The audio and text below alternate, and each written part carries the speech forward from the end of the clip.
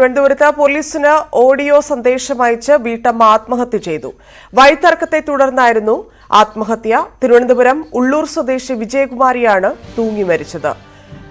വിനോദ് ചേരുന്നു. വിനോദ്, എന്താണ് സംഭവിച്ചത്? ധന്യ, നേരത്തെ തന്നെ വഴിത്തർക്കമുണ്ടായിരുന്നതാണ്.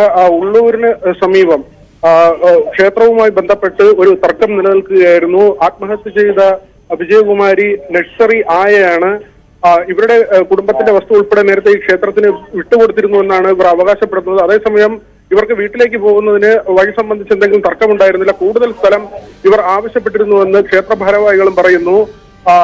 2 ദിവസം മുമ്പായിരുന്നു ആത്മഹത്യ. മെഡിക്കൽ കോളേജ് പോലീസിന് വേണ്ടി ഇവർ മൊബൈൽ ഫോണിൽ എടുത്ത ഓഡിയോ ക്ലിപ്പ് ഇപ്പോൾ പോലീസ് കണ്ടെത്തിയിട്ടുണ്ട്. ഇതിൽ ഈ വഴിത്തർക്കം മൂലമുള്ള പ്രശ്നങ്ങൾ കാരണമാണ് ആത്മഹത്യ എന്നാണ് ഇവർ പറയുന്നത്. സംഭവത്തിൽ പോലീസ് കേസെടുത്തിട്ടുണ്ട്. ഇരുകൂട്ടർക്കെതിരെ, അതായത് നേരത്തെ ഇവരുടെ ഭാഗത്ത് നിന്ന് ക്ഷേത്ര ഭാരവാഹികൾക്കെതിരെ അതിക്രമം ഉണ്ടായി എന്ന പരാതിയും ഉണ്ടായിരുന്നു. ഈ 2 പരാതികളിലും മെഡിക്കൽ കോളേജ് പോലീസ് കേസെടുത്തിട്ടുണ്ട്.